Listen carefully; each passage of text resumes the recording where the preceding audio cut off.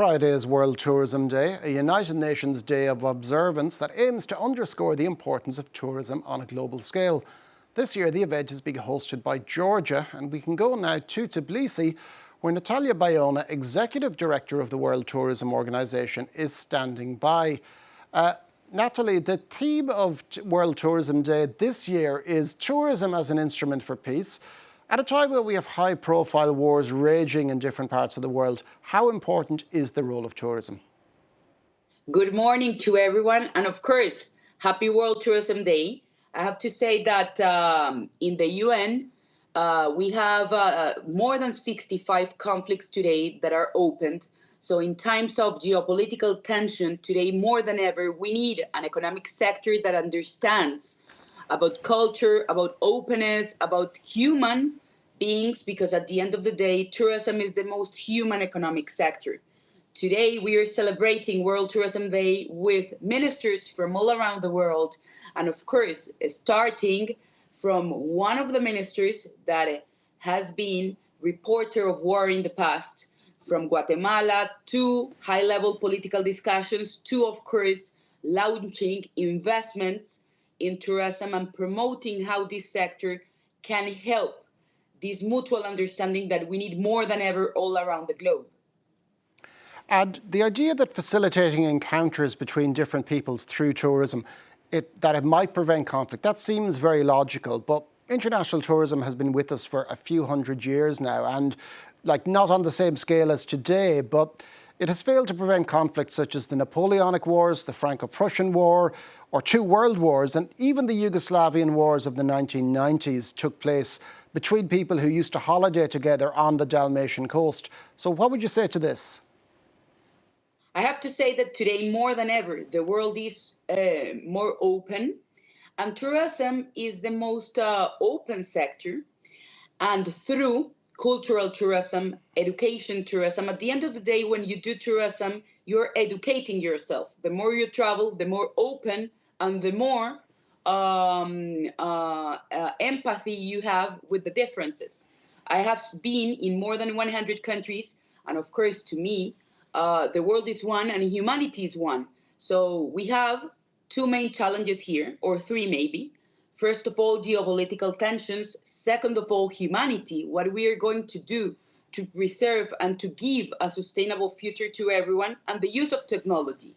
The only sector in the world that has been recovered fully from COVID and that has assumed this human part is tourism. So today, more than ever, we need to push and to make this understanding that tourism is not only about sun and beach, as we see on TV. Tourism is about economic growth. Tourism is about education. Tourism is about investments. And the more we connect the world through this human economic sector, the more differences we can face, the more challenges that maybe we can solve.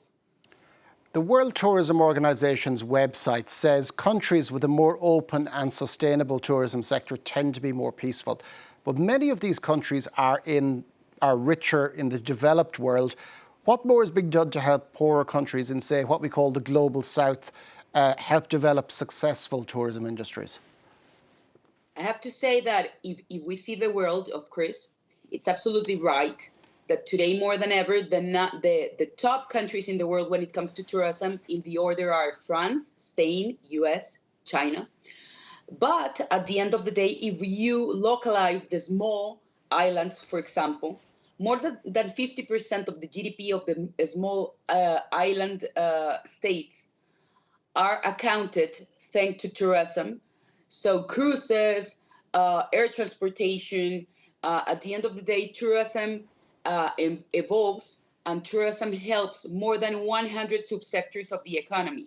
So today in UN Tourism, we are working with emerging destinations, with Latin America, that is growing so fast, with the Middle East, that is the region that is growing the most when it comes to tourism, and with Africa, to help the countries to create an investment framework, to help to bring private equity, private investments in order to create development, to serve and to bring added value jobs, to bring new technologies through tourism, so that, as you say, more than ever, we create sustainable development through tourism in a very organized way, and of course, taking into account the three sustainabilities, no, environmental, social, and of course, economic sustainability.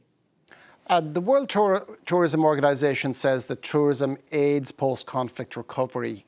Can you give us any particular examples of that? My home country, Colombia, that's the best example I can say, because I lived in a country where in the past conflict was there.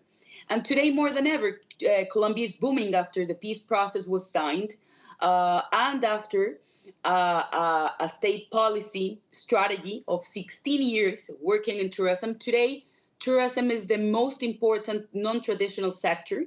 And something that I love is the power that tourism has in communities.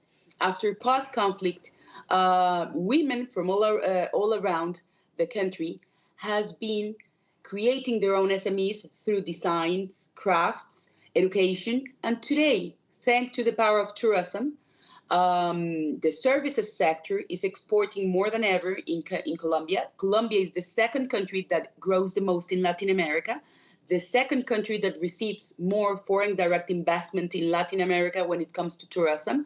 So this is a purely example of how, through a post-conflict process, resilience, facilities in the service sector, and of course in tourism, has made possible that Colombia booms again through the formal economy and through tourism, giving opportunities to all.